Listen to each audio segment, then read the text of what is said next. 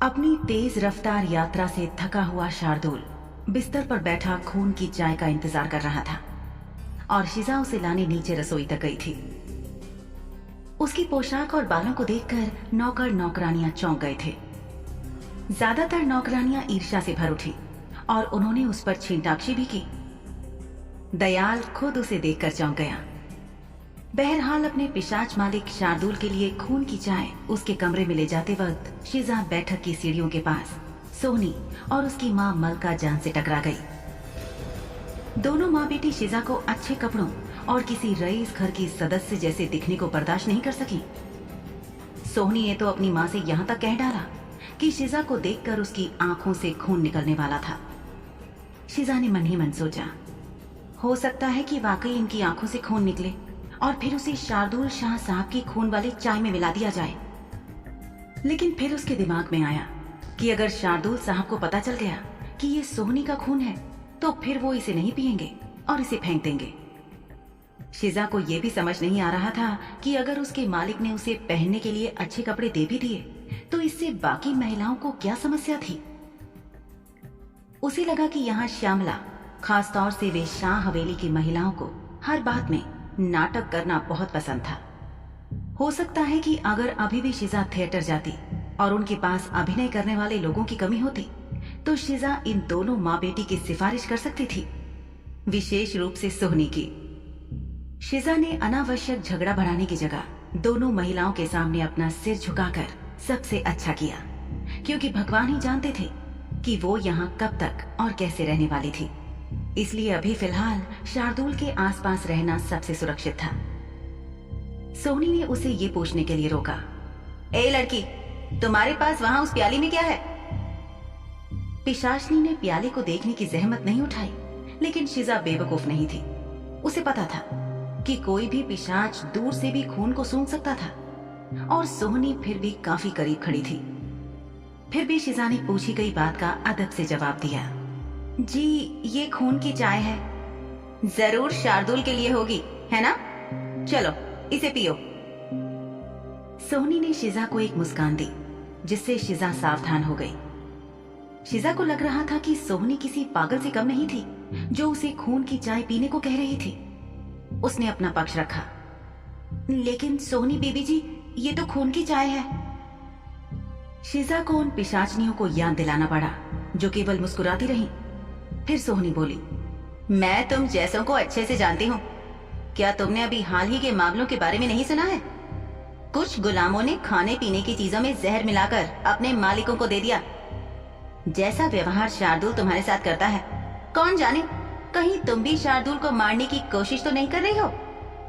शिजा ने मन ही मन सोहनी को कोसा। इस बात का शार्दुल से कोई लेना देना नहीं था। केवल सोहनी एक इंसान को खून वाली चाय पिलाना चाहती थी और शिजा किसी भी तरह से इसे पीने वाली नहीं थी। शिजा ने अपने हाथ की ओर देखा। उसने सफेद चीनी मिट्टी की चाय की प्याली पकड़ी हुई थी। चम्मच से बार बार हिलाने पर दूध में मिलाने के बाद लाल तरल अब गहरा गुलाबी दिख रहा था। शिजा को यकीन था कि वो इसे नहीं पीने वाली थी, लेकिन सोहनी भी जिद पर अड़ी थी और शिजा के खून वाली चाय पीने का इंतजार कर रही थी। मलका जान ने कहा, हमारे पास पूरा दिन नहीं है, इसे जल्दी से पी लो लड़की। ये ऐसा कुछ नहीं है जिसे तुमने पहले कभी देखा नहीं हो। अगर शिजा को गुस्से से घूरने की इजाजत होती तो वो जरूर बेहद गुस्से में इन दोनों को घूरती, और यदि उसे चुनने का विशेषाधिकार दिया जाता तो वो इन दोनों पिशाचनियों का खून पीती। उसे वो समय याद आया जब सोहनी ने शिजा का हाथ घुमाया था। इसके बारे में सोचकर शिजा को वो दर्द याद आ गया और उसने सोचा कि वो दोबारा उस दर्द से कैसे गुजरेगी। उसे संदेह था कि किसी भी इंसान ने कभी स्वेच्छा से खून पीने की कोशिश की होगी। दूध में मिले खून को देखकर उसके पेट में मरोड़े उठने लगी। शिजा को इस बात से कोई फर्क नहीं पड़ता था कि पिशाच जीवित रहने के लिए खून पीते हैं, क्योंकि अब तक कोई जबरदस्ती उसे खून नहीं पिला रहा था। शिजा ने सोचा कि अगर सोहनी सोच रही थी कि शिजा चुपचाप खून पी लेगी तो वो बहुत गलत थी। उसने एक बार फिर सोहनी को बात समझाने की कोशिश की। बीबी जी, शार्दुल साहब ने कहा था कि खून वाली चाय तैयार होने के तुरंत बाद उनको देनी है।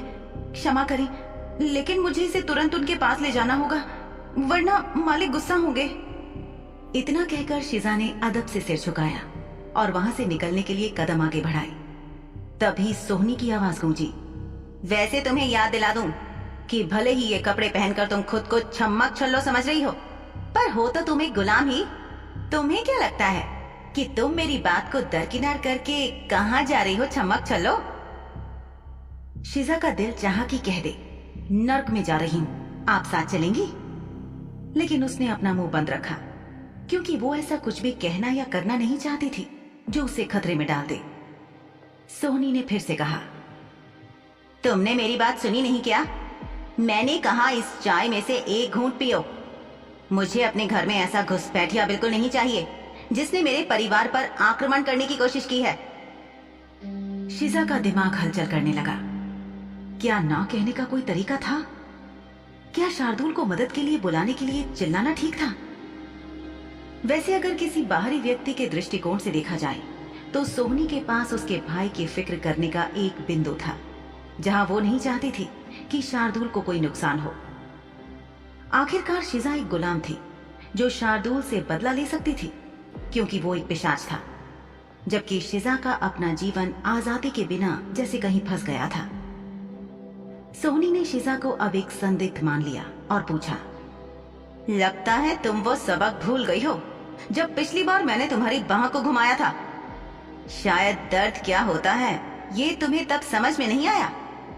ऐसा करती हूँ, इस बार तुम्हारी बाजू को तुम्हारे कंधे से उखाड़ देती हूँ, तब शायद तुम्हें दर्द समझ आए और तुम बिना किसी सवाल के इस घर की मालकिन की बात मानना सीख जाओ। शिजा को धमकाते हुए सोहनी उसके पास जा पहुंची और अब उसका हाथ शिजा को छूने ही वाला था कि अवंतिका, जो वहां से गुजर रही थी, बोली, ये यहाँ पर इतनी सारी हलचल किस बात को लेकर हो रही है? शिजा ने अवंतिका को उम्मीद के साथ देखा। अवंतिका ने उसे एक प्यारी सी मुस्कान दी। इससे पहले कि अवंतिका कुछ कहती, सोहनी चिल्लाई, इस गुलाम लड़की ने चाय में जहर मिलाया है। नहीं अवंतिका मालकिन, मैंने शार्दुल साहब की चाय में कुछ भी नहीं मिलाया है। मैं ऐसा क्यों करूंगी भला? शिजा ने अपना सिर झुका लिया। सोहनी की आंखों से साफ था कि वो शिजा को गुनहगार मान चुकी थी। वो बोली, मेरी बात को गलत साबित करने के लिए तुम इस चाय का एक घूंट पी क्यों नहीं लेती हो? तुम्हारी ये हिचकिचाहट इस बात का सबूत है कि तुमने चाय बनाते वक्त कोई गड़बड़ की है। शिजा ने सोहनी को शालीनता से बताया कि चाय उसने नहीं, खान सामे दयाल ने बनाई थी। शिजा ने इस बिगड़ी हुई पिशाचनी को सच बताना चाहा, पर वो शिजा को जबरदस्ती खून की चाय पिलाने पर जैसे अड़ी गई थी। उसने गुस्से में शिजा से कहा, तो क्या हुआ अगर दयाल ने ये चाय बनाई है? रसोई से लाई तो तुम हो ना? कौन जानता है कि रास्ते में तुमने क्या मिलावट की? अवंतिका ने उनकी बात में रुकावट डाली। वो आगे आई। उसने अपने हाथ में एक चाय का प्याला पकड़ रखा था। उसके होंठ इतने लाल थे जैसे वो अभी अभी ताजी खून वाली चाय का आनंद ले रही हो।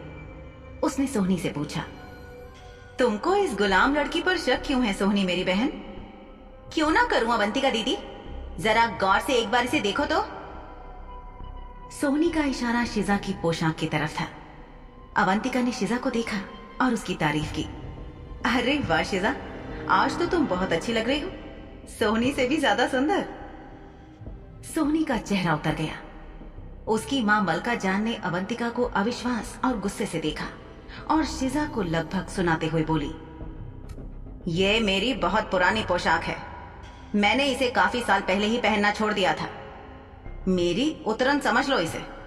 और अवंतिका, इस बात से तुम्हारा क्या मतलब है कि ये गुलाम मेरी बेटी सोनी से बेहतर दिखती है? क्या तुम ये कहने की कोशिश कर रही हो कि ये कौड़ी की गुलाम तुम्हारी नजर में मेरी प्यारी बेटी और तुम्हारी अपनी बहन सोहनी से ऊपर है? मुझे नहीं पता कि तुम्हारी माँ ने तुम्हें क्या सिखाया पढ़ाया था, लेकिन तुम्हें ये बात समझने की जरूरत है कि गुलाम हमेशा हमसे नीचे के दर्जे पर ही होते हैं। अवंतिका मुस्कुराई, एक प्यारी सी मुस्कान जो हानि रहित लग रही थी। वो बोली, बेशक मुझे ये पता है, मेरी माँ ने हमें गुलामों, नौकरों और उच्च अधिकारियों के बारे में अच्छी तरह से सिखाया, लेकिन क्या आप इस बात को मानने से इनकार कर सकती हो कि ये गुलाम मेरी प्यारी बहन की तुलना में बहुत सुंदर दिखती है। सोहनी तिलमिलाते हुए बोली, एक गुलाम हमेशा गुलाम ही रहता है, चाहे आप कितना भी मुंह लगा लें। और अगर आपको अपने भाई के हित में कोई दिलचस्पी नहीं है तो मैं आपसे अपने रास्ते से हटने की गुजारिश करती हूँ, क्योंकि मैं एक बहन के फर्ज से पीछे नहीं हटने वाली। ए गुलाम लड़की, तुम ये चाय पी रही हो या मैं तुम्हें जबरदस्ती पिलाऊं? शिजा ने बात को संभालने की गरज से सोहनी से आदर के साथ फिर कहा, इंसान खून का उपयोग नहीं करते सोहनी बीबी जी। कोई बात नहीं, हर काम कभी न कभी पहली बार ही होता है। तो अब जल्दी ये घूंट लो, क्योंकि तुम न केवल मेरा बल्कि बाकी सभी का भी समय बर्बाद कर रही हो। शिजा अब घबरा चुकी थी। उसे समझ नहीं आ रहा था कि वो क्या कहे। तभी आवाज सुनी, जिसे सुनते ही शिजा का तनाव कम हो गया। ये शार्दुल की आवाज थी। शार्दुल ऐसे चलता हुआ आ रहा था जैसे वो राजा हो और बाकी सब उसकी प्रजा, जैसे बस वो इस हवेली का मालिक था और बाकी सब नौकर थे, जिसमें उसका परिवार भी शामिल था। उसने कहा, नन्ही चिड़िया, ये क्या है? मैं वहां ऊपर अपने कमरे में खून की चाय के लिए इंतजार कर रहा हूं और तुम यहाँ मजे से इस घर की महिलाओं के साथ गप्पे लड़ा रही हो। माफ कीजिए मालिक, दरअसल सोनी बीबी जी चाहती थी कि मैं आपके लिए बनाई गई खून की चाय पी लूं। शार्दुल ने शिजा की बात सुनी और उसे एक पल देखने के बाद सोहनी की तरफ देखते हुए उससे इस अजीब मांग की वजह पूछी। सोहनी को पता था कि शार्दुल के अपनी गुलाम की तलाश में आने तक उसके पास सीमित समय ही था। शार्दुल अक्सर अपने सामान पर कड़ी नजर रखता था, जिससे छोटी पिशाचनी यानी सोहनी के दिल में शार्दुल की चीजों को तोड़ने फोड़ने के लिए अकुलाहट होती थी। हालांकि अब तक उसे ऐसा कोई मौका नहीं मिला था जिसकी उसने आशा की थी, लेकिन वो चाहती थी कि इस गुलाम लड़की शिजा को किसी दिन पूरी तरह से तोड़ दे, जैसा सोहनी पिछले कई दिनों से करना चाहती थी। सोहनी की आंखों में शिजा के लिए जलन की भावना थी, खासकर जिस तरह की पोशाक उसने पहनी थी और करीने से सवरे बालों के साथ शिजा अभी जैसी दिख रही थी। ये पोशाक मलका जान या सोहनी की नहीं थी। सोहनी की मां मलका जान ने शिजा को नीचा दिखाने के लिए ही ऐसा कहा था। शिजा जिस तरह से सोहनी को देखती थी, सोहनी का दिल चाहता था कि वो शिजा के सभी अंगों को फाड़ डाले। आज जैसे शिजा तैयार हुई थी, उसे देखकर सोहनी को लगा कि जैसे शार्दुल ने इस लड़की को इस घर की महिलाओं का मजाक उड़ाने के लिए गुड़िया की तरह सजाया था। सोहनी के लिए इसे और बदतर अवंतिका ने ये कहकर बना दिया था कि उसका मानना था कि ये गुलाम सोहनी से कहीं बेहतर दिखती है।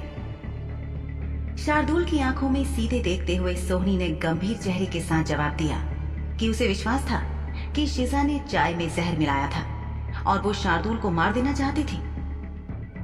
कुछ देर तक कोई कुछ नहीं बोला और वे तब तक चुप्पी से घिरे रहे जब तक कि शार्दुल जोर जोर से हंसने नहीं लगा।